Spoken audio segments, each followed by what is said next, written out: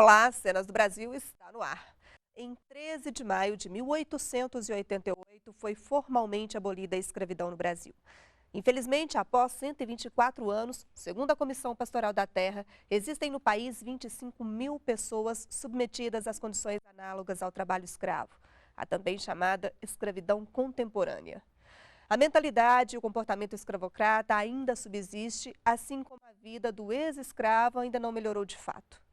Entre os anos de 2004 e 2008, o Ministério do Trabalho resgatou 21.667 trabalhadores nessa situação. Quais os avanços após esse período? O que fazer para evitar situações tão humilhantes e degradantes de trabalho? Bom, hoje vamos conversar sobre estas e outras questões com os nossos convidados. Alexandre Lira, que é chefe de divisão de fiscalização para a erradicação do trabalho escravo do Ministério do Trabalho e Emprego, e Rogenir Almeida, que é representante do Grupo de Trabalho de Combate ao Trabalho Escravo da CNBB.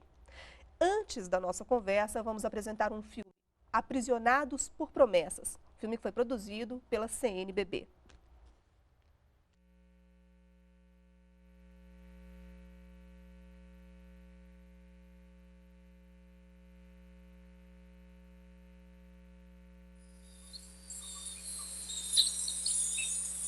Desde os meus 18 anos de idade, aqui na região do Pará, trabalho em fazenda, roçando juquira.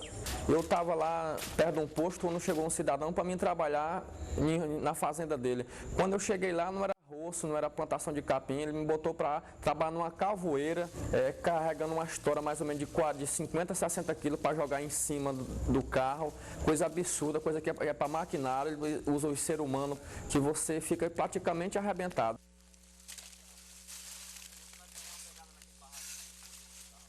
Aí eu passei 60 dias e aprontei 10 gaiolas.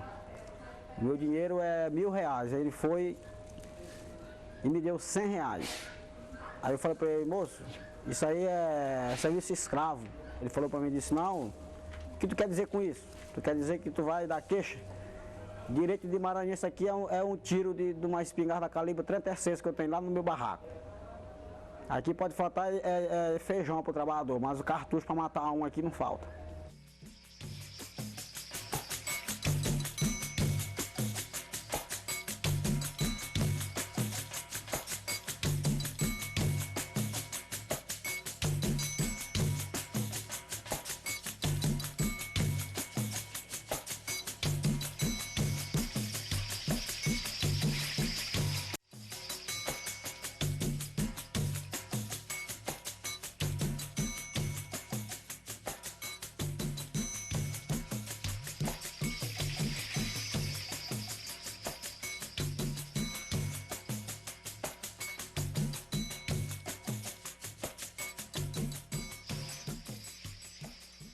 Faltava as coisas em casa e eu sou dos irmãos mais velhos, né? Aí tinha que ajudar em casa, né? Sair para comprar as coisas. Aí comecei a sair, né? Estudar, tinha que estudar 2 meses, aí não dava para estudar mais, tinha que sair para trabalho. Fiquei numa pensão quando eu cheguei. Ela é tipo um hotel pioneiro, sabe? É onde passam as pessoas, por exemplo, fazendeiro, né? Contrata as pessoas para ir para as fazendas, né? O trabalho que faço no meu hotel, eu mexo com as pessoas de fora, pessoas que vêm de fora, que procuram de um trabalho e ficam na minha casa. E eu hospedo essas pessoas. Pessoas que vêm de região do Pará, Maranhão, Piauí, Pernambuco, muitas regiões. O gato tem que pagar para ela, senão nós não saímos dali. Se sair, mas sai sem bolsa e sem documento. Aí ele paga aquela conta e pergunta se a gente quer dinheiro. Você pode dizer, estão precisando de um abono, não? E ele dá para cada uma das pessoas, né, que ele quer dar para segurar nós.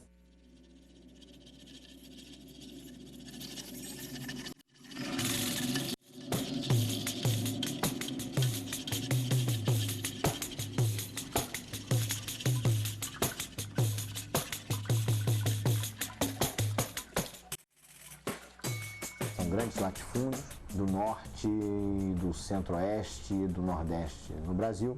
São empreendimentos que contam com tecnologia avançada e, em contrapartida, há uma precarização da relação de trabalho.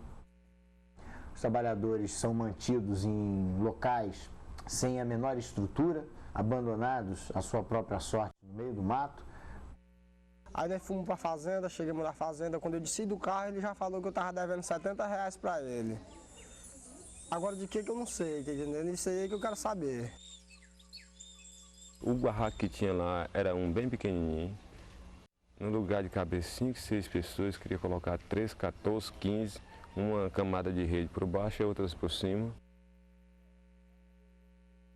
A água lá, do jeito que vem do rio, ele joga dentro de uma pipa velha enferrujada, aí chega lá, joga dentro de uma caixa interna que tem dentro do chão, cheio de sapo velho, troíra, tudo enquanto que não presta. E de lá mesmo, cheio de cabeça de prega, a cozinheira bota dentro de uma garrafa e daquele jeito nós temos que beber. Era dessa água que era feita, que tinha que banhar, cozinhar e beber.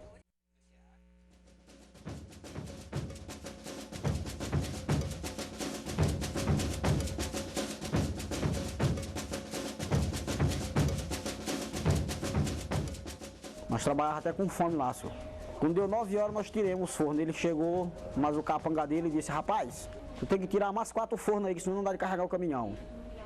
Aí eu peguei para ele, não, senhor, eu não aguento porque eu tô com fome. Ele disse, não, tem que tirar assim mesmo. Só o arroz e o feijão.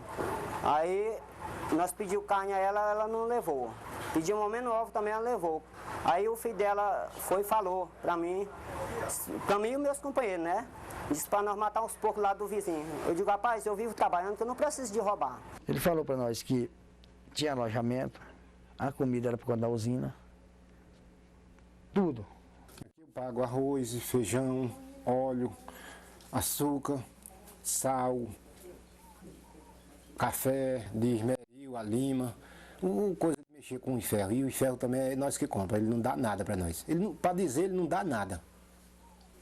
Tudo lá é mais caro do que o outro lugar.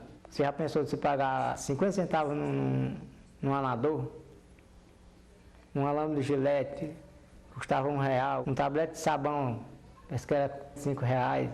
Quando a gente vai ajustar a conta, que mede o serviço, que ele mede o serviço, aí ele chega com a conta, diz, olha, você deve tanto e tem tanto de saldo. No final das contas, aí o saldo era negativo. O saldo, se a gente tivesse, se não tiver, volta para a fazenda de novo para trabalhar. Lá tem pessoa com 4 meses dentro da fazenda que chora para vir embora para a rua e ele diz que só sai de lá quando pagar ele. Nunca paga, nunca consegue pagar. Se dividar com ele que nem R$30, R$40, trabalha o resto da vida e nunca consegue pagar esse dinheiro na mão dele. O gato dizia que com tantos dias ele repassava aquele dinheiro para a família da gente. A família da gente nunca viu aquele dinheiro. Foi uma agonia, porque já não tinha mais nada em casa para a gente comer. Eu já estava na casa da minha mãe, passei 2 meses lá com ela, para poder ter as coisas para dar para as crianças comer.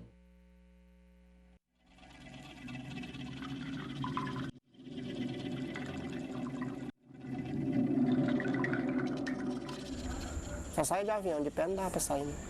Falou para nós que o avião só dava para vir embora só quando acabasse o serviço, né? Que não ia. Quando acabasse o lote ali, não dava o avião para ir embora, não. Se quisesse vir de pé, ele falou assim para nós, né? Mas nós continuamos trabalhando. Eu estava trabalhando quando eu fui acertar a conta lá com um patrão chamado Ceará. O fazendeiro chegou, mas o fazendeiro não me viu. Ele falou, Bragança, tu já matou o goiano? Quem era o goiano? O goiano era eu. E já saí correndo na estrada. Quando eu corri, já escutei a caminhonete voltar para trás em minha direção. Eu joguei um chapéu para o lado da direita e corri para o lado esquerdo. Eu vinha 2 pessoas em cima, eu escondi num capim lá e enxerguei as pessoas armadas e saí correndo.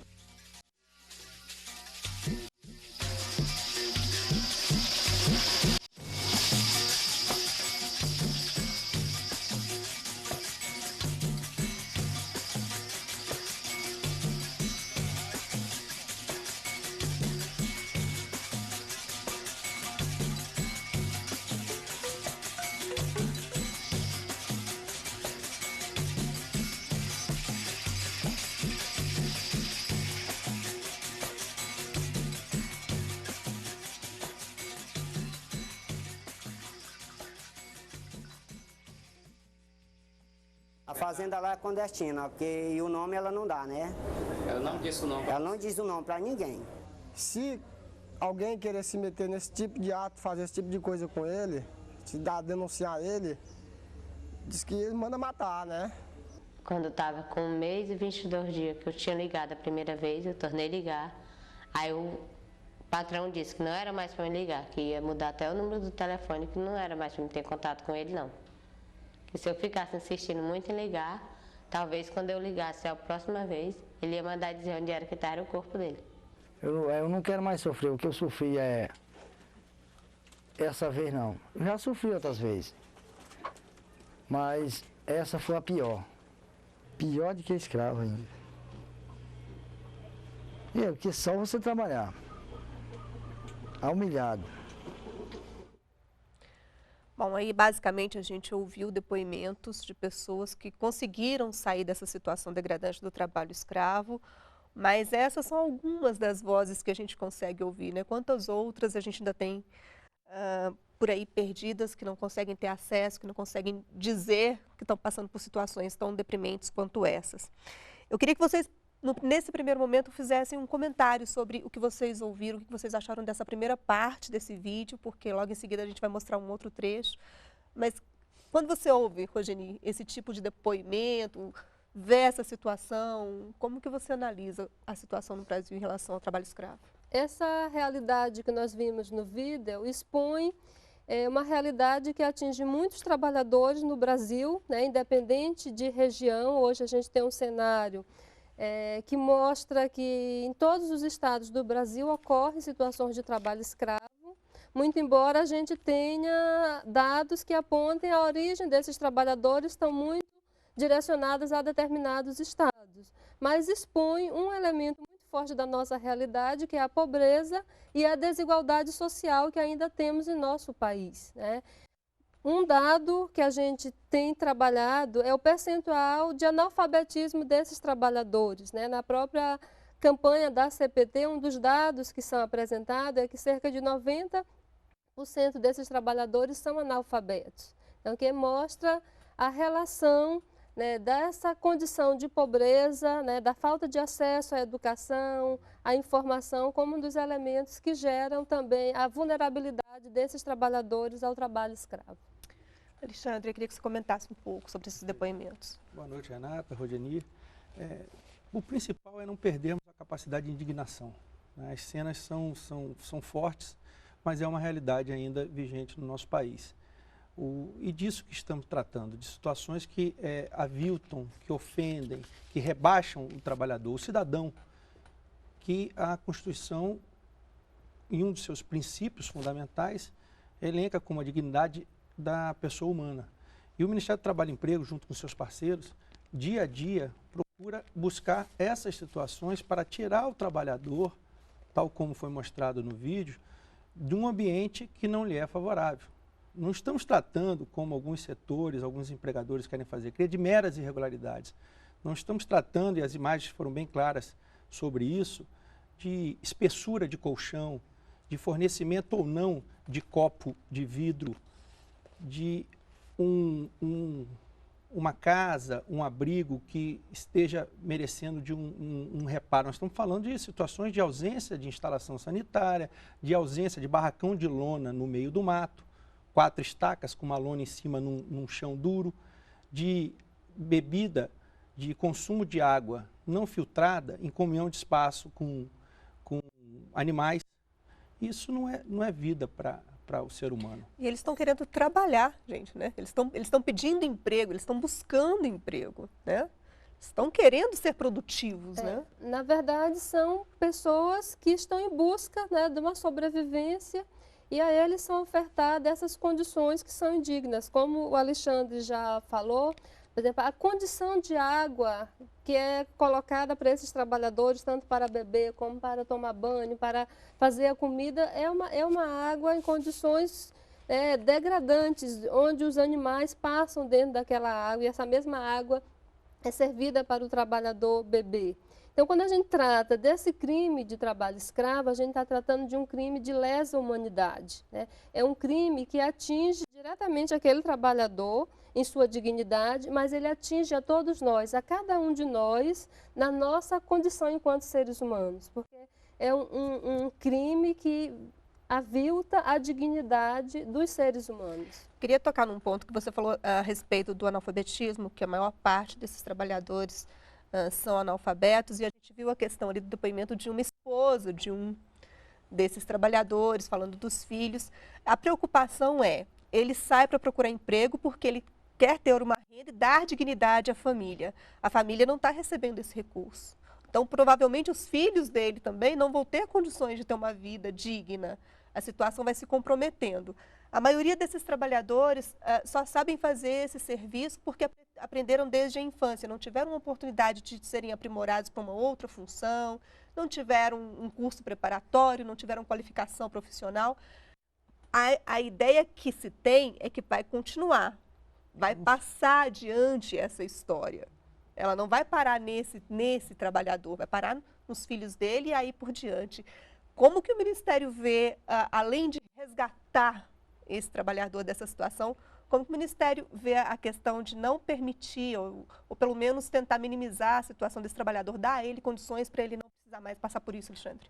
Me permita falar de um projeto específico a cargo da Superintendência Regional do Trabalho e Emprego do Mato Grosso, Valdinei, um auditor fiscal do trabalho, que hoje atua como superintendente, e ele desenvolve uma ação integrada, um projeto espetacular de reinserção e de capacitação desses trabalhadores retirados de condições análogas a de escravo. É um projeto que nós temos a expectativa de desenvolver em nível nacional, mas que hoje já nos apresenta resultado, capacitando o empregador, porque não adianta só irmos ao ambiente hostil, retirarmos, afastarmos aqueles trabalhadores e o Estado virar as costas. É preciso que tenhamos políticas públicas de reinserção, de capacitação, justamente para não acontecer esse ciclo vicioso, que é o próprio empregado voltando, já resgatado, voltando à situação de trabalho análogo de escravo, seus filhos, sua família. Mas hoje já estamos desenvolvendo, no ambiente do Ministério do Trabalho e Emprego, um projeto bem interessante em Mato Grosso.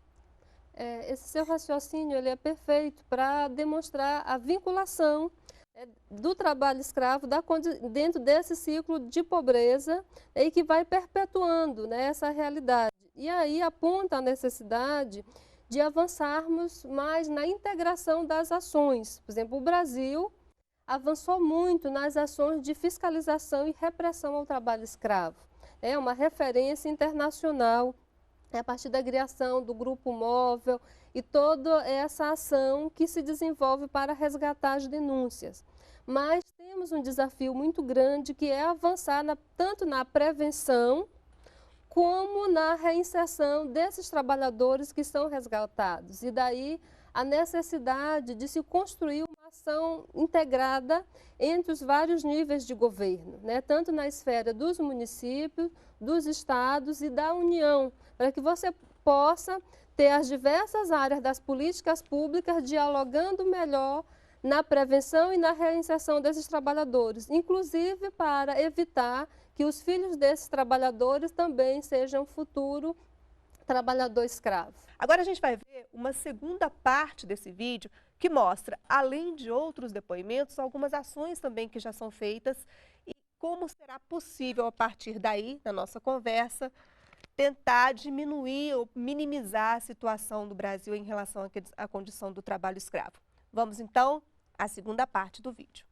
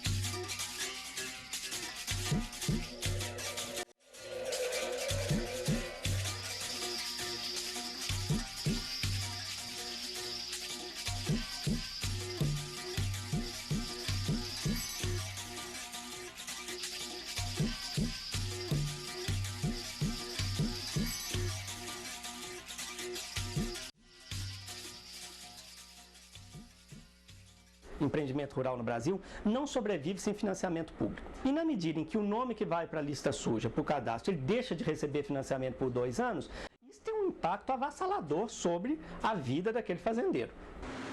As mercadorias produzidas com mão de obra escrava são pecuária, a soja, o algodão, a cana-de-açúcar, a madeira, o carvão vegetal para o aço. São produtos em que o Brasil produz em grande escala para exportação, pautado pela necessidade internacional nessas commodities, nessas matérias-primas.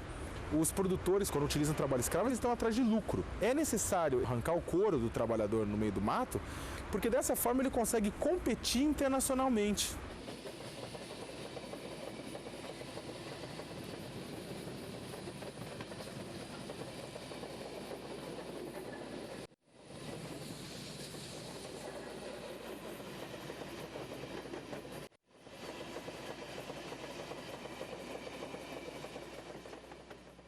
Nós temos um ponto de grande impasse, que é a aprovação de uma emenda constitucional que estabelece o confisco, né, das terras onde for constatado o trabalho escravo. Nós temos uma resistência da bancada ruralista. Na verdade, eles estão tornando mais evidente, mais relevante o direito à propriedade do que o direito da dignidade da pessoa humana. Lidar com o trabalho escravo significa lidar com uma cultura patronal de 500 anos no Brasil. Até hoje eles lidam com o trabalhador como algo descartável, como um objeto, um mero insumo no processo produtivo e não como sujeitos de direito.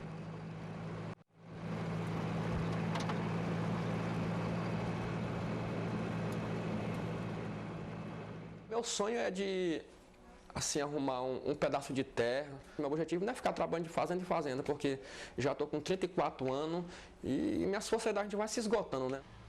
Meu maior sonho era que o Júlio arrumasse um emprego mesmo por aqui, um serviço. Porque para ele não sair mais. Meu sonho é de eu não sair de casa, viver em casa, livre com minha família, igual vivo. Com os filhos. A gente sente muito de sair de casa e deixar a família. Deixar a família a gente sofrendo.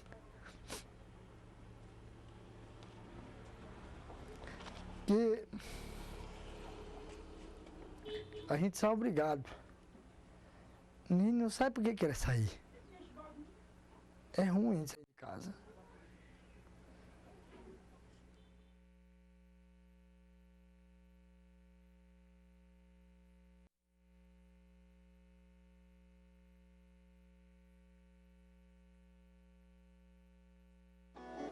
Peço a atenção da pobreza que precisa trabalhar. Quando alguém lhe oferecer vantagens para melhorar, tenha cuidado de sempre, é para lhe escravizar. Você precisa qualificar ou requalificar a mão de obra, é preciso ter projetos de geração de emprego e renda.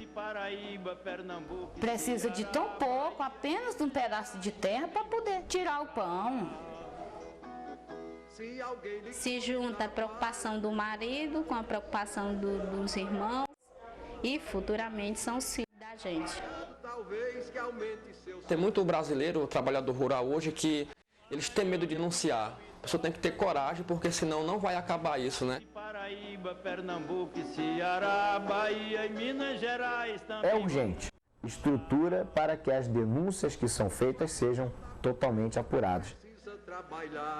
Que seja confiscada a propriedade do fazendeiro flagrado em trabalho escravo. Eu espero que eles façam a justiça, né? Que eles façam a justiça certa que é para fazer. Ceará, Bahia e Minas Gerais também vão muitos para lá. Se alguém lhe convidar para desflorestamento, prometendo boa casa, bom salário e alimento, tenha cuidado, talvez que aumente seu sofrimento.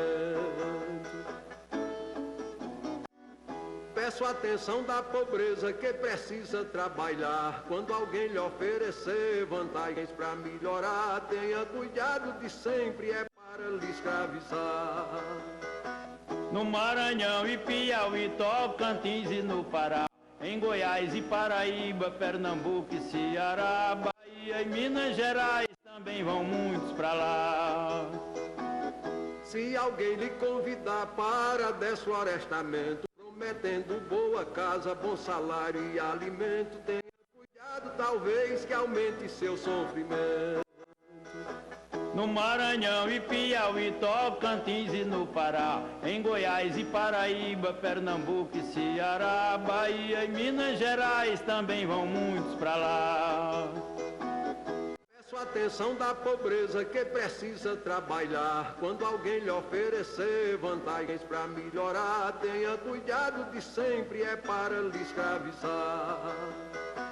No Maranhão e Piauí, Tocantins e no Pará, em Goiás e Paraíba, Pernambuco e Ceará, Bahia e Minas Gerais, também vão muitos pra lá.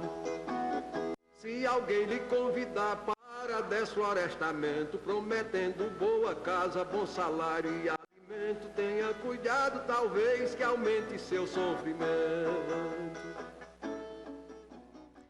Bom, eu vou aproveitar essa musiquinha que a gente acabou de ouvir aí, que faz o encerramento desse vídeo que foi produzido pela CNPP, para a gente falar um pouquinho sobre o mapa da questão da escravidão, do trabalho escravo no Brasil, em relação principalmente a esse trabalho que é voltado muito para essa questão da exploração, né? Basicamente a exploração da mão de obra. Alexandre, como é que é esse mapa? Dá para a gente falar, por exemplo, por região, por estado, onde está a situação mais crítica, onde o Ministério já consegue ter uma abordagem mais direta? Não, perfeito. Primeiramente, uma observação. Não é um fenômeno tão somente do meio urbano, do meio rural. Ele também se desenvolve, estamos enfrentando efetivamente no meio urbano e também é uma incidência no meio marítimo, assim a gente pode afirmar. E é um fenômeno desenvolvido no país todo. Pode ser que haja uma região, como a região do estado do Pará ainda desenvolve, ainda é um manancial de produção de mão de obra escrava. Nós estamos atuando há 16 anos no estado do Pará e enfrentando ainda situações como de 1995, 96, mas não tão somente. A gente pode achar também na colhida da cássia, da casca da cássia no sul, no centro-oeste, no nordeste. Então, a incidência do trabalho análogo de escravo não tem uma região ou tão somente um setor.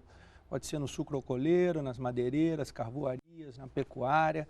Então, o Ministério do Trabalho e seus parceiros, o Ministério Público do Trabalho, com auxílio da Força Policial, nós estamos bem atentos a toda essa incidência no território nacional e, por intermédio das equipes do Grupo Especial de Fiscalização Móvel, mais atuação das equipes que fazem um trabalho brilhante, as equipes regionais do Ministério do Trabalho e Emprego, nós estamos atuando. Ainda não estamos com números que nos apresente uma sinalização de erradicação, não podemos esmorecer, precisa ficar bem atento, temos instrumentos interessantes. E fazer uma consideração, o Marcelo Campos, auditor fiscal do trabalho, eterno chefe da divisão que hoje me tem como gestor, ele disse algo interessante. Eu passei um ano na linha de frente, atuando no combate ao trabalho escravo em uma das equipes. E nunca vi nenhum empregador reclamar da quantidade de autos, das multas que derivam dos autos, das indenizações que ele, porventura, teve que pagar, nem da possibilidade da conduta dele ser tipificada como crime. Mas quando nós falávamos que ele poderia ser inserido no cadastro de empregadores, que vulgarmente é conhecido como lista suja, eles chiavam. Então, eles não estão preocupados com o aspecto financeiro, e sim com a possibilidade da não tomada de crédito. A não tomada de crédito, não serem financiados, hoje em dia é o que mais assusta. Depois vamos falar da possibilidade de aprovação da PEC 438, que será mais um instrumento efetivo no combate ao trabalho em condições análogas de escravo. Virginia, a gente falou uma parte aí, que é o trabalho de fiscalização, que o Ministério vem fazendo e tudo, mas o próprio vídeo também mostra a questão da conscientização, né? De que também os trabalhadores, eles têm de ficar um pouco alertas em relação à oferta do trabalho. Que trabalho é esse que está surgindo para ele? Como que a CNBB trabalha essa questão da conscientização? Tem projetos, faz audiências com esses trabalhadores nessas regiões mais críticas? Como é que funciona?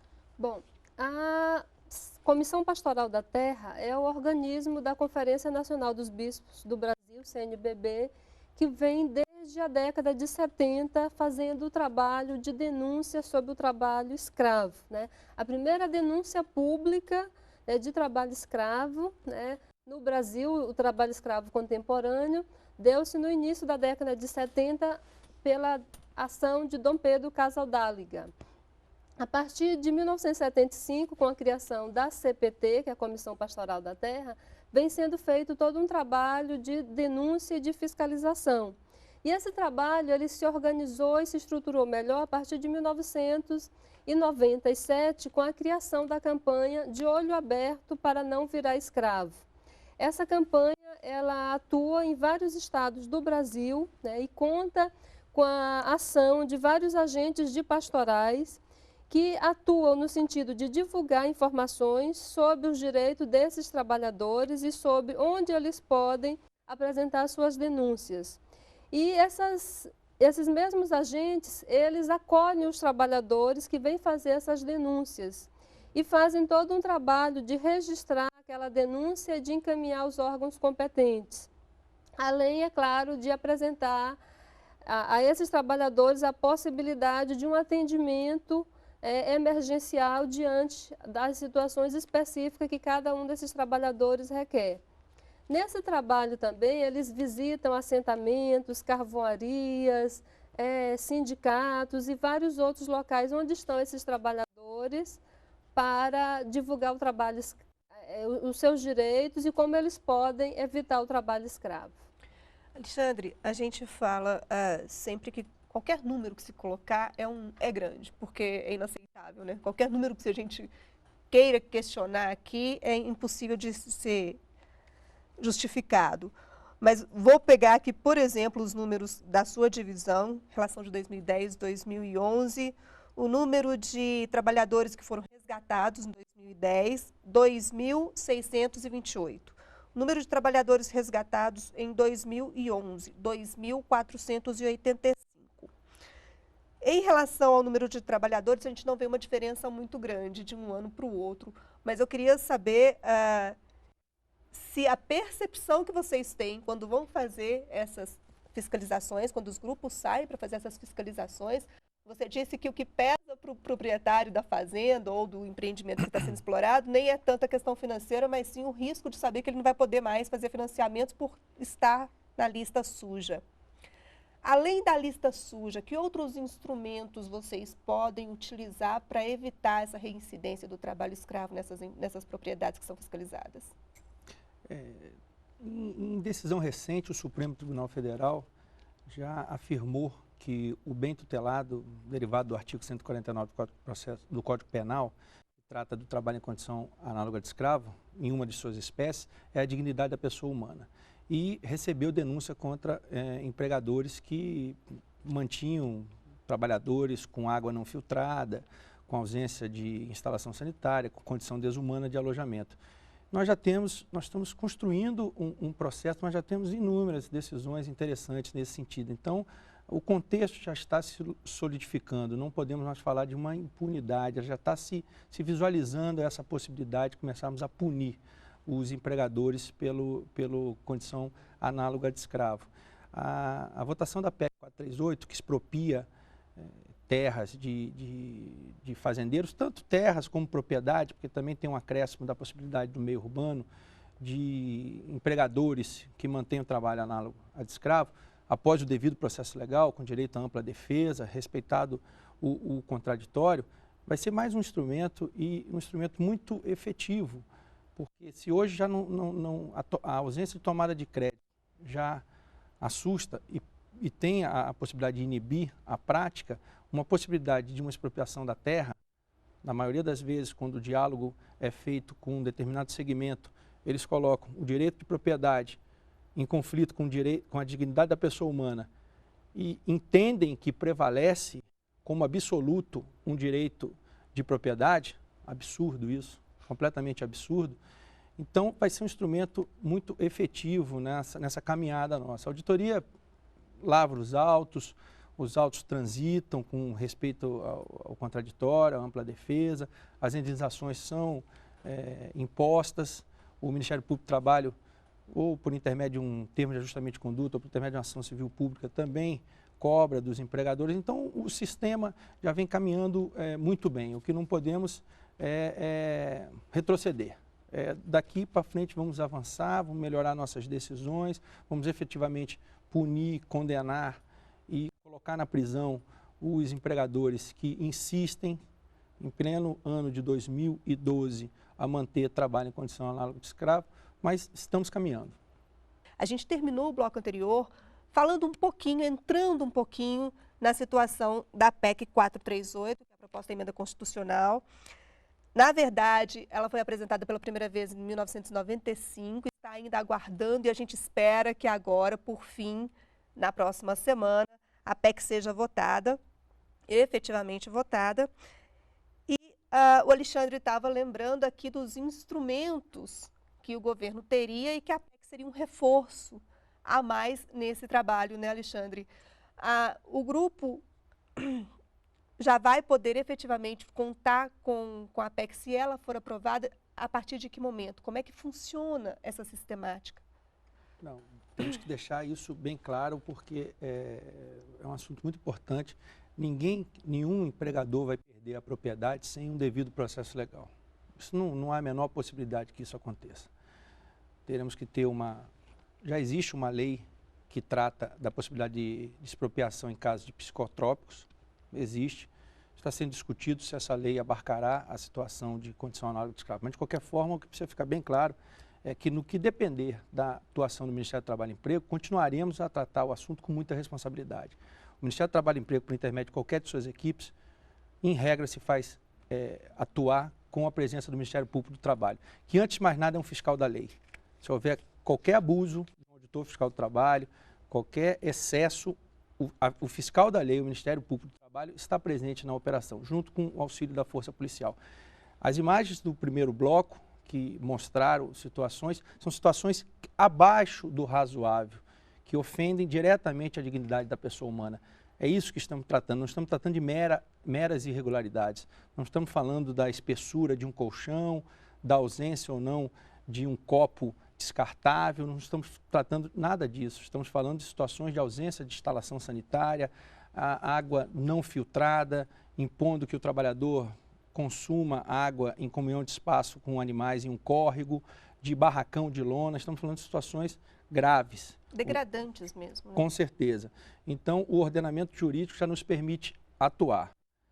Passando a PEC, nós esperamos isso e clamo à sociedade que fique de olho na atuação do deputado, de cada um dos deputados, porque quem estiver votando contra a PEC, ou então se ausentar, na verdade, num conflito entre dignidade da pessoa humana e direito de propriedade, está fazendo prevalecer o direito de propriedade, o que não é razoável que aconteça, é abominável. Então, que a sociedade acompanhe com muita atenção o desenrolar dessa votação, que está na iminência de acontecer, e no que depender do Ministério do Trabalho e Emprego, continuaremos atuando com muita responsabilidade. Nós temos aí os nossos números, entreguei há pouco tempo 19 mídias, a comissão que investiga o trabalho escravo, uma CPI que foi montada para investigar, basicamente, a atuação do Ministério do Trabalho e Emprego. Não tivemos medo de entregar toda a nossa produção de documentos dos últimos 8 anos, os números estão abertos, então, que a sociedade tenha a certeza que, no que depender do Ministério do Trabalho e Emprego, continuaremos atuando com responsabilidade.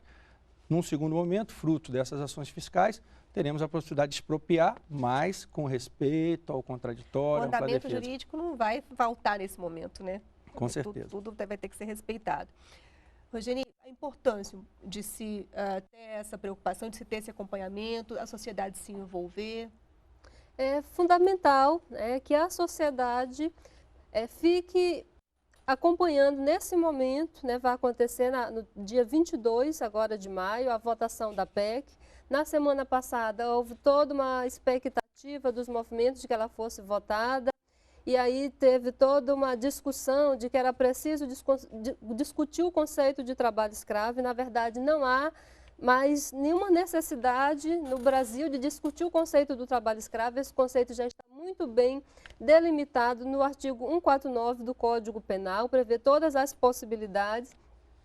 Então, o que a sociedade precisa é estar atenta para que os nossos deputados assumam esse compromisso em dizer não ao trabalho escravo, votando a favor da PEC 438, né, que é um projeto de emenda constitucional que prevê o confisco das terras onde for encontrado o trabalho escravo, né?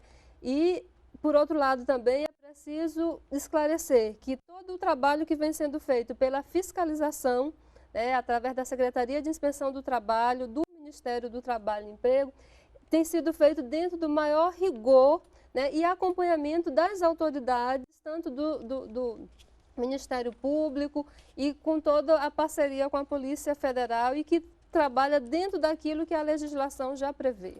A questão da reincidência, há casos de reincidência desses proprietários de áreas, seja pecuária, seja reflorestamento?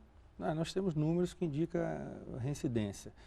Nós temos uma atuação efetiva e em várias oportunidades, alguém que é pego em uma nova fiscalização já foi em situação pretérita caracterizado como mantenedor de mão de obra escrava.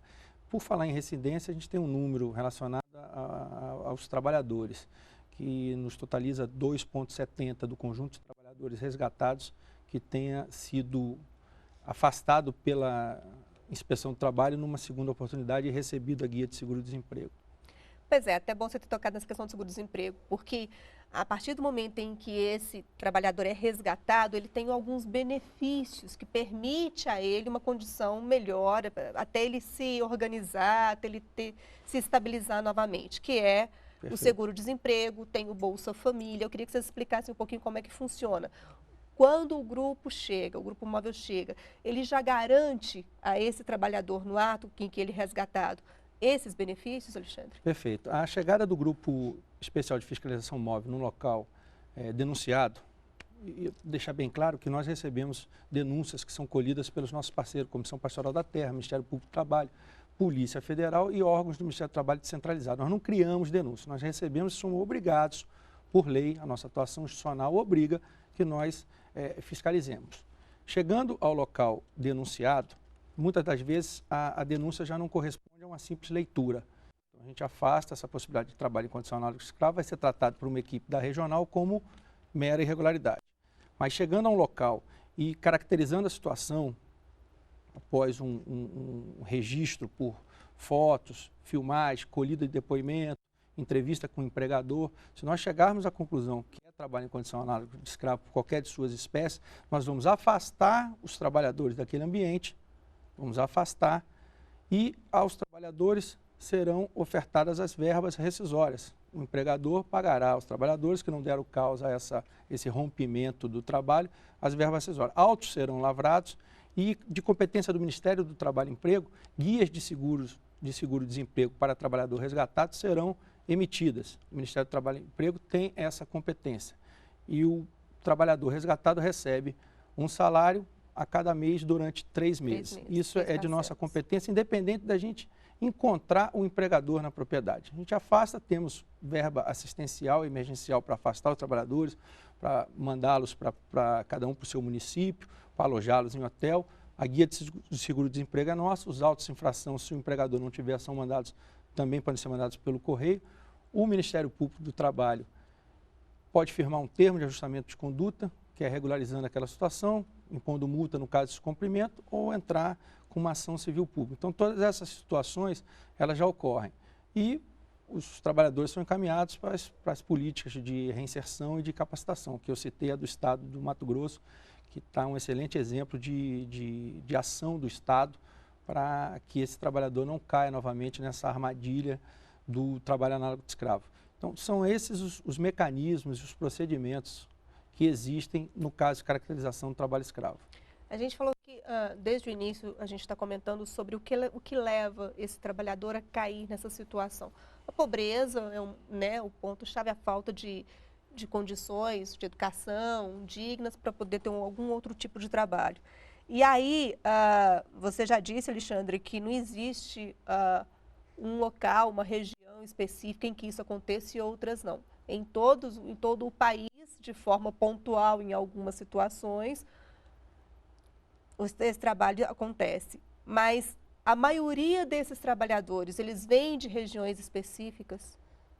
Eu acho que é importante a gente falar um pouco da origem, né, desses trabalhadores, porque há uma frequência. Você pegando os dados de 8 anos, há uma repetição de onde vêm esses trabalhadores, né? Por exemplo, a CPT fez uma análise em relação à origem, né, desses trabalhadores a partir do Fundo de Garantia por Tempo de Serviço. E 28% desses trabalhadores, por exemplo, são do Maranhão, 8% da Bahia, 7,5% do Pará, 7% do Mato Grosso do Sul, 7% do Piauí e 6% do Tocantins. Então, assim, você sempre tem essa repetição da origem desses trabalhadores, o que aponta a necessidade de que sejam discutidos nesses estados políticas de prevenção. Como é que os vários organismos públicos podem agir, né, nesses estados para evitar que esses trabalhadores sejam obrigados a se deslocar dos seus estados para outros estados onde vão ser explorados nessa condição de trabalho escravo, né? E aí eu acho que, enquanto sociedade civil, nós esperamos que o Brasil possa avançar nessa direção, né? Que possam ter mais iniciativa das políticas públicas no sentido de fazer a garantia de que esses trabalhadores tenham uma alternativa digna de trabalho em seus locais de origem, para que eles não sejam obrigados a estar nesse fluxo permanente, né, de um estado para outro, sendo explorado, né, em sua dignidade enquanto ser humano. Queria que você comentasse um pouco, Alexandre, sobre essa questão dos gatos. A dificuldade que se tem, porque para a fiscalização é muito complicado, porque vocês não são bem recebidos. Eventualmente, em situações, devem passar por situações difíceis em algumas propriedades, até chegar o momento em que essa fiscalização possa ser feita, ou encontrar o proprietário dessa propriedade. Eu queria que você contasse um pouco sobre esses empecilhos, sobre esses problemas que o Ministério enfrenta e como que vocês lidam com isso. Na verdade, ao contrário do que alguns querem fazer crer, a gente tem um bom relacionamento nas nossas ações fiscais. A figura do gato, só para abrir um parênteses, o gato é um bicho esperto, é aquela pessoa que vai com falsas promessas, igual o vídeo demonstrou, e vai aliciar trabalhadores para ocorrer esse deslocamento até a fazenda, prometendo algo que não vai ser realizado. É uma figura tipificada no Código Penal, é crime o exercício, a atuação do gato. Nesse sentido, o Ministério do Trabalho e Emprego procura também nos seus relatórios a tipificar essa atuação. Nós tivemos uma situação que muito dói, porque essa ferida ainda está aberta para a Auditoria Fiscal do Trabalho, que foi a chacina de 4 colegas, 3 auditores e 1 motorista. Não podemos perder a oportunidade de falar sobre isso. Estamos aguardando do Judiciário uma decisão sobre o assunto. Foram chacinados em Unaí, numa operação de rotina, estavam completamente desprevenidos. Como eu disse, nós temos a atuação do Grupo Especial de Fiscalização Móvel, vinculado a Brasília, mas nós temos agora diversas ações fiscais em nível regional ocorrendo. Então, eles foram pegos de surpresa. Mas seria leviano de minha parte falar que o ambiente que nós encontramos se assemelha ao que viveram os nossos colegas em Unaí. Nós temos um bom relacionamento, porque esse relacionamento bom é fruto da responsabilidade e educação que os auditores fiscais se apresentam também nas propriedades. Nós temos a possibilidade de entrar e sair em qualquer local que haja uma relação de emprego, mas a gente tem muito cuidado, principalmente quando estamos entrando numa sede de fazenda. Lógico que a gente se faz presente com o auxílio da força policial e temos que fazer, porque são ambientes que nos são estranhos, não sabemos o que vamos encontrar, mas a partir do momento que nós nos apresentamos aos empregadores, a gente explica direitinho o que ali nós estamos fazendo. Quem não deve, não teme. Algo que tem que ficar bem registrado, nós estamos falando de uma minoria que pratica o crime. Nós chegamos, nos últimos 3 anos, nós pegarmos os nossos números, e para mostrar também que a auditoria não vai com os olhos de, a qualquer custo, querer encontrar trabalho em condição análoga de escravo, de 2009, 2010, 2011, nós tivemos em média 28 mil resgatados, tivemos até um pouco mais, 36, mais por isso, mas por aí. E tivemos, resgatados não, perdão, alcançados, o conjunto de trabalhadores alcançados vinculados àquelas propriedades. Mas resgatados, 2.000, 2.500, 2.600, isso não dá 10% da nossa atuação. Então a gente atua, mais uma vez, repito, com muita responsabilidade. E a relação com, eu fui da linha de frente, repito isso também, em todas as ocasiões, tive um diálogo muito bom com os empregadores. Uma minoria quer atrapalhar, mas uma minoria que é uma minoria bandida, como em qualquer categoria tem, dos empregadores também. Também tem. Bom, a gente está chegando ao fim, nosso programa já está terminando. Eu vou dar 1 minuto, exatamente 1 minuto para cada um, para fazer as considerações finais, começando com você, Rojani, por favor. Bom, em se tratando desse tema do trabalho escravo, acho que é importante destacar também que um dos fatores que contribui para a permanência dele é o alto grau de impunidade relacionada aos processos, né, judiciais relacionados ao trabalho escravo.